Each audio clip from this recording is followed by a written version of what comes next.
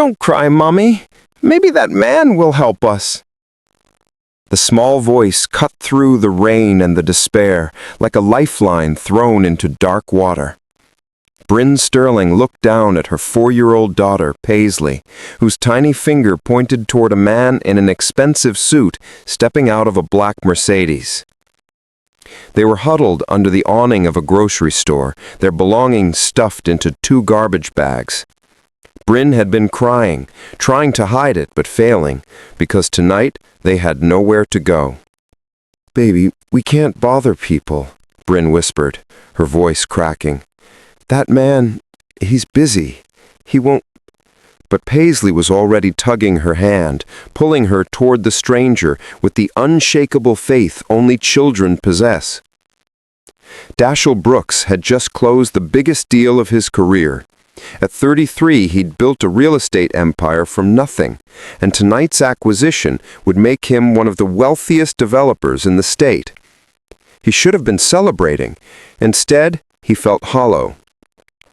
He was reaching for his briefcase when he heard it again. "Excuse me, mister. My mommy needs help." He turned. A little girl with tangled brown hair stood in the rain, holding the hand of a woman who looked like she'd fought a war and lost. The woman's eyes were red-rimmed, exhausted. Her clothes were damp. And in those eyes, Dashiell saw something that stopped him cold, the exact look his own mother had worn 25 years ago when they'd lived in their car. "Paisley, please," the woman was saying, trying to pull her daughter back. "I'm so sorry, sir. We didn't mean to—" "What do you need?" Dashiell's voice came out gentler than he had intended. The woman, Bryn, he'd learn later, shook her head. "Nothing. We're fine. I'm sorry we bothered you." But they weren't fine. Dashiell could see it in every line of her body, in the way she held those garbage bags like they contained everything she had left in the world. Paisley looked up at him with eyes too serious for 4 years old. "Mommy says we're going to sleep in the park tonight, but it's raining, and Mommy is scared even though she says she's not." Bryn's face crumpled. "Paisley." Dashiell felt something break open in his chest, a memory he'd buried for decades. His mother holding him in a parking lot, promising everything would be okay, even though they had $17 and a car that barely ran. "When's the last time you two ate?" he asked quietly. Bryn's silence was answer enough. 20 minutes later, they sat in a diner booth, Bryn stiff with shame, Paisley devouring pancakes, Dashiell learning how quickly a life could unravel. Bryn had been a nurse, a good one, but when her mother was diagnosed with stage 4 cancer, she took unpaid leave to be her caregiver. Her mother died 3 months later. By then, Bryn had lost her job, fallen behind rent, and her landlord, impatient and indifferent, had evicted them. "I've applied to 43 jobs," Bryn said, her voice barely above a whisper. "But without an address, without childcare, nobody calls back, and the shelters are full. I called 12 places today. Nothing." Her hands shook around her coffee cup.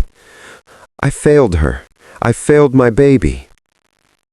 "You didn't fail anyone," Dashiell said, surprised by the force in his own voice. "The system failed you. There's a difference." Paisley looked up from her plate, syrup on her chin. "Are you gonna help us, mister?" Dashiell met Bryn's eyes. In them he saw pride warring with desperation, dignity fighting against need. He knew that battle intimately.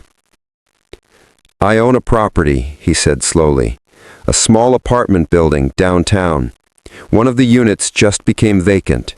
It's not much. 1 bedroom, needs some work, but it's warm and it's dry. You can stay there. No rent for 3 months. Gives you time to get back on your feet." Bryn stared at him like he'd spoken another language. I can't accept that. I don't take charity. I work for what I have." "Then work for it," Dashiell replied. "The building needs a property manager. Someone to handle tenant requests, coordinate repairs, collect rent. It pays enough to cover your apartment plus living expenses. You'd start next week." "But you don't even know me. Why would you?" "Because 25 years ago, my mom and I were you. We were one bad day away from sleeping in our car. And nobody helped us. She worked herself sick trying to keep us afloat. She died when I was 19. Never got to see me make it out. So yeah, maybe this is charity. Or maybe it's just me being the person we needed back then." The transformation didn't happen overnight. Dashiell learned that healing was slow. The trust was earned in small moments. Bryn threw herself into the property manager job with fierce determination. She fixed things Dashiell hadn't even known were broken, organized community meetings, remembered every tenant's name. She was rebuilding herself, piece by piece. Dashiell visited often, first to check on the property, then because he found himself wanting to. Paisley would greet him with drawings she'd made. Bryn would offer coffee and conversation that felt increasingly like friendship. A year became 6, then 8. One evening, Dashiell stopped by to find Bryn sitting on the apartment steps, crying quietly. Paisley was asleep inside. "What happened?" He sat beside her, careful to leave space.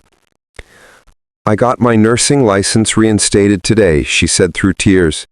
"And St. Mary's Hospital offered me a position, full-time, good benefits." And she looked at me, and in her eyes was something beyond gratitude. It was recognition. "Dashiell, you gave me more than a place to live. You gave me back my dignity. You saw me when I was invisible." Dashiell felt his throat tighten. "You were never invisible, Bryn. You were just surrounded by people who'd forgotten how to see." "Why did you really help us?" she asked. "The truth." He was quiet for a long moment. "Because my mother used to tell me that kindness isn't about changing the world. It's about changing one person's world. And maybe helping you helped me too.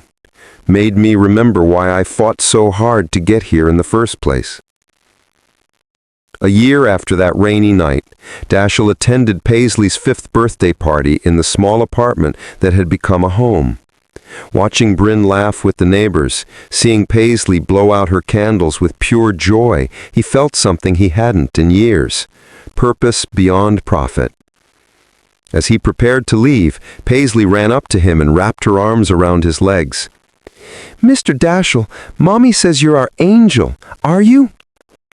He knelt down, meeting her eyes, no longer too serious, now bright with the lightness every child deserved. "No, sweetheart, I'm just someone who remembered what it felt like to need help. Your mama's the brave one. She's the one who kept fighting." Bryn appeared in the doorway, Paisley's coat in hand. "Paisley was right that night, you know. She pointed at you and said, 'Maybe that man will help us.' And you did. You didn't look away. You didn't make excuses. You just stayed. That's rarer than you think." Dashiell smiled, his eyes wet. "Thank you for letting me." As he drove home through streets that looked different now, full of possibility, of connection, he thought about that rainy night, about a child's faith and a mother's resilience, and the moment when a stranger decided to stop. Because in the end, wealth wasn't measured in deals closed or empires built. It was measured in the moments you chose to see someone's humanity and said, "You matter. Let me help." Sometimes all it takes to change a life is one person who refuses to look away, who remembers their own pain and turns it into someone else's hope. Sometimes kindness is simply the courage to answer when a child points and says, "Maybe that man will help us," and choosing to be worthy of that faith.